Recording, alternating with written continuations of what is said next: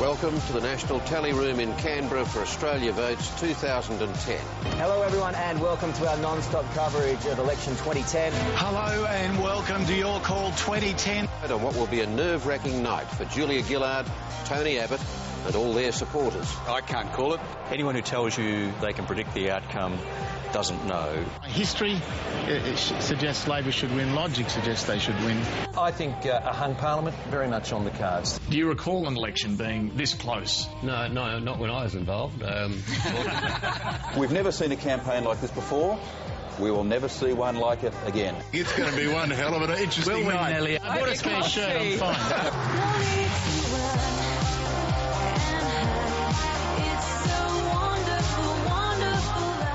Quite obviously, there's a swing in Queensland and New South Wales. Leichhardt, Dawson, Flynn and Herbert, I think, bit line ball, but that's 3 out of 4, maybe 4 out of 4 in North Queensland. Not a bad result. The worry for us is the swing in Queensland, particularly in Brisbane, does look like it's a big one. At this stage, I've got Labor losing 6 seats to the Coalition. I've got the Coalition ahead in 13 other Labor seats. Not one person in this whole campaign has said to me that they are voting Labor with any air of enthusiasm or conviction. They've said it with an air of resignation, with a heavy heart. I voted in Malcolm's seat today, and I can say I didn't vote for him with some enthusiasm. I just wanted him to know that. We've got used to seeing Eden Monaro as a bellwether seat, the seat since 1972 that goes where the government goes, but there's a possibility you might be about to break the trend tonight. Oh, look, I hope not, and I really don't think that will eventuate. The Labor Party has 51 seats. It looks like they may have lost 5. The Coalition has 49 seats. They've picked up 5. The bottom line is this: win, lose or draw. If Labor had not changed from Rudd to Gillard, they'd be 10 to 15 seats worse off tonight. So far, so good. We're seeing pretty consistently a 6% swing to the Liberal Party. It's now, I think, into can we pick up? How many seats can we pick up in Victoria? I've now got a definite loss of 13 Labor seats and a gain of 1.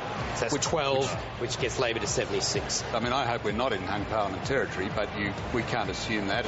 I think the Tony Windsors and Bob Catters of the world are going to be very important people in the next few weeks. This is supposed to be Maxine McHugh's campaign party. There's no sign of Maxine. I'm told she's watching from home. It's a very disappointing result. Well, Richo's doing his homework there with Dave. Tasmania's gone the complete opposite way to the rest of the country. Overall, a swing to the Labor Party in Tasmania. This is a very state-by-state election. Victoria is a thumping result from Labor in Victoria. Thumping result. You're not having any second thoughts at all about having gotten rid of a Queensland Prime Minister and basically putting this state of origin effect in play? Well, I think the Parliamentary Party made the right decision then. I think they made the right decision today. This is the most difficult election we've ever covered, because there's quite a number of seats where there are freak results which we've never even considered. This is really the knife edge of all knife edges. I think a hung parliament is looking the most likely option at this point at 25 to 9 on Saturday night. We're not sure whether it's win, loss or draw. I think this is a hung parliament, or worse for Labor and better for the Coalition. Anyone who predicts it at the moment, I was about to say he's an idiot. I wouldn't want to call Peter Cattell an idiot, but let's just say he's courageous. It sounds like Kevin Rudd is about to make an appearance in his seat of Griffith. This is a wonderful community, and I am proud once again to be able to represent it in the Parliament of the Commonwealth of Australia. But listening to that speech, Carl, I'd be afraid. I'd be very, very afraid, because that was not the speech of somebody who tends to be sitting on the backbench. That was the speech of somebody who intends to be moving right down to the front. The chamber graphic, how is it looking at this time of the night? Seats 1, Labor 71, the Coalition 66. The Greens now have 1 seat in the House of Representatives, and Independents 4.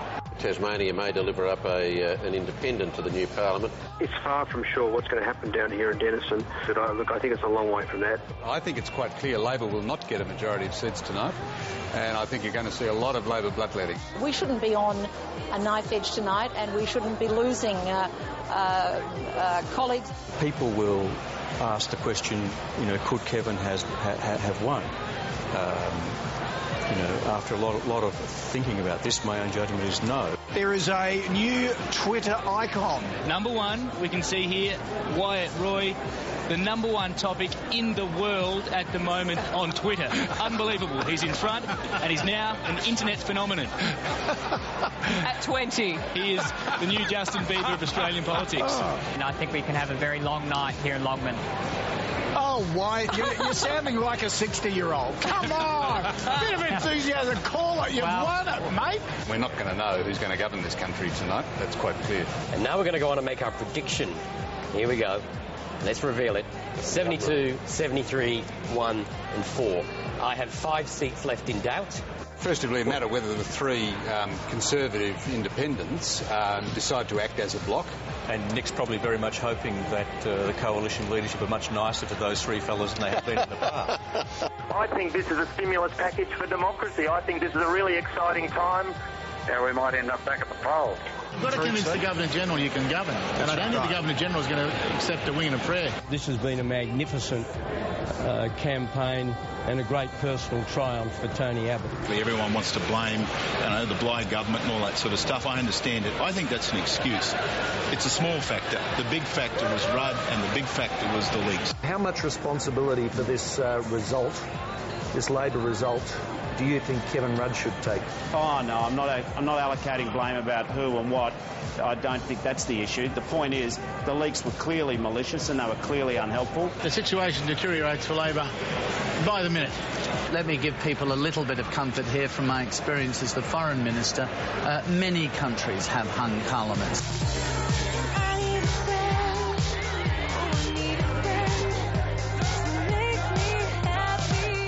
Friends, Bill Clinton once famously said in a previous election in America, the people have spoken, but it's going to take a little while to determine exactly what they've said. There should be no premature triumphalism tonight. There should simply be an appreciation that this has been a great night for the Australian people. And what we know from tonight's result is that there will be a number of independents in the House of Representatives playing a role as the next government of Australia is formed. The coalition is back in business. I have had a good track record in the federal parliament, working positively and productively with the independents in the House of Representatives and working with the Greens in the Senate. A government which found it very hard to govern effectively with a majority of 17 seats will never be able to govern effectively in a minority. We, of course, are an optimistic political party. We have always believed that the best days of this country are in front of it, not behind us. I feel humbled as I think of the responsibilities that could lie ahead. If I was Tony Abbott, I'd have just the beginnings of a smile on the face. This country is now going to go into a permanent election. That is, a government might be formed, but whoever forms it and the leader of the opposition will be campaigning from that day for the next election.